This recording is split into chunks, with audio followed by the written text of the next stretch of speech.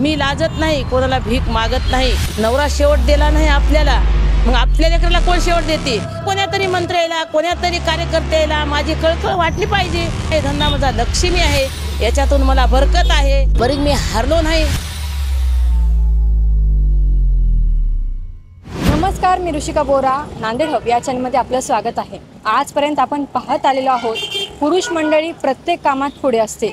म्हणायचा अर्थ एवढाच की गाडी चालवणं असो, कोणत्याही क्षेत्रातलं काम असो। आज आपल्यासोबत एक वेगळी महिला आहे, जिला मामी या नावाने ओळखलं जातं आणि त्यांचं काम पाहून तुम्ही दंग होणार।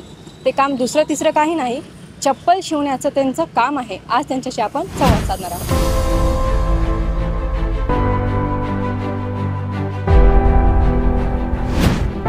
मामी म्हणून तुम्हाला इथे ओळखलं जाते। हो, तुमचं खरं नाव काय आहे? माझं नाव सुशेला नागुराव हराळे, गाव कवटा, तालुका खंदार। बरं आम्हाला येऊन मॅडम 25 वर्ष झाले। बरं आता शिव मंदिर चैतन्य नगर आणि तरोडा बुद्रुक वार्ड नंबर 1 त्याच्यामध्ये मी राहू शकतो।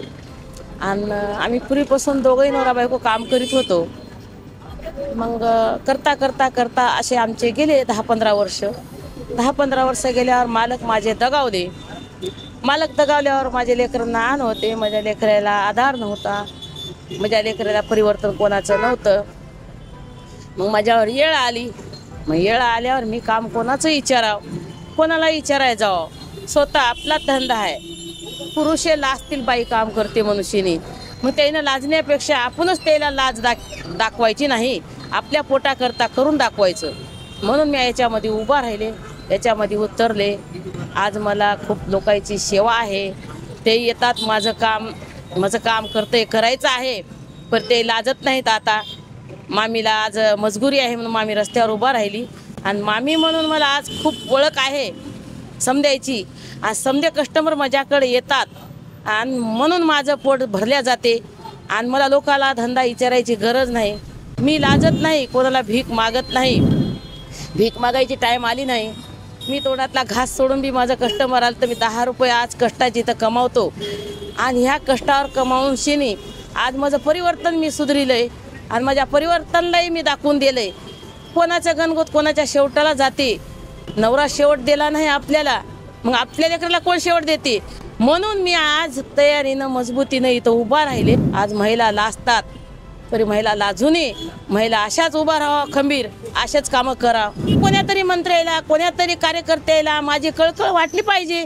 आता कुठून बसावं या धंद्यामध्ये? लेकरं माझे पोटचे लाजतात, पण मी लाजलो नाही। हा धंदा माझा लक्ष्मी आहे, याच्यातून मला बरकत आहे, माझी फॅमिली सुखी आहे।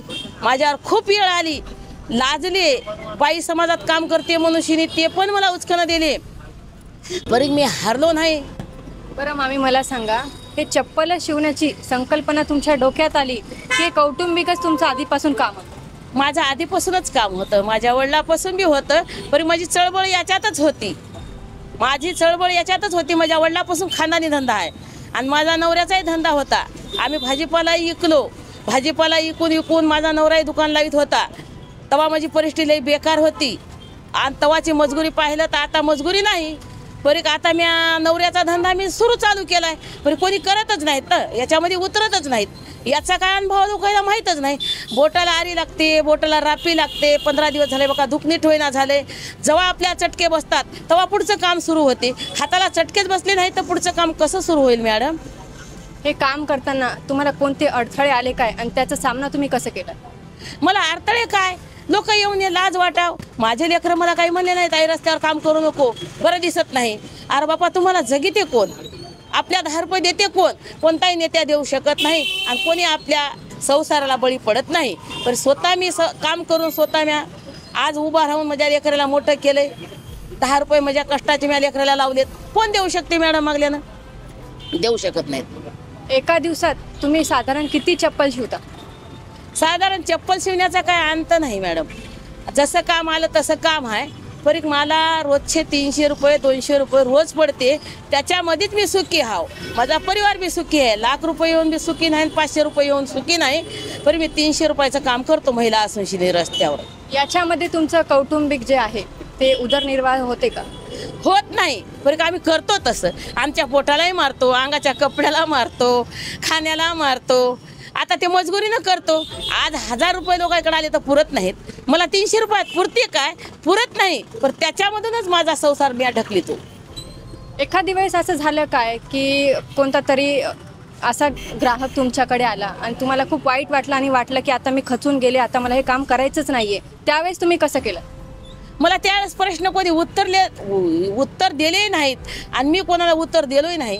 माझंच परिस्थिती अवघड होती. नवरा मेल्यावर 15 वर्ष म्हणजे परिस्थिती अवघड होती. तर मला विचारलं तरी मी कोणी मला काही दिलं नाही आणि मी विचारून त्याला काय मी जागेवर बसलो नाही. मला त्याला विचारायची गरज नाही ना, मला विचारायची गरज झाली नाही. मला कामाला लाव बापू मनुष्यने, असं प्रश्न होते माझे अवघड. आणि तुम्हाला काय वाटते हे काम पुढे चालून महिलांनी करायला पाहिजे का नाही आणि तुम्ही कोणाला शिकवणार का? महिला केल्या पाहिजे, लाजल्या नाही. हार मिशन म्हणा, टेलर म्हणा, मार्केटमध्ये ते ना आज शेअर मार्केट केल्यासारखं महिलांना पुढे येऊन केलं पाहिजे. लाजलं तर काही भेटत नाही. आता हे धंदा माझा कोणी शिकू शकत नाहीत मॅडम, लोकाला येऊ शकत नाहीत. असे काही वर्दळ असतील. या होत्या आपल्या मामी म्हणणाऱ्या, आई म्हणते मी यांना. तर यांचं जे काम आहे ते त्यांनी खूप उत्तमरित्या पार पाडतात. कोणालाही न लाजता, न खचून जाता, आपल्या नवऱ्याच्या मृत्यूनंतर लोकांना न लाजता त्यांनी हे आपलं काम केलेलं आहे आणि त्यांचा उदरनिर्वाह याच्यावर होते. त्यांचे जे मुलं आहेत त्यांचं शिक्षण पण याच्यातूनच होते. कॅमेरा पर्सन नागेशसह मी ऋषिका बोरा, नांदेड.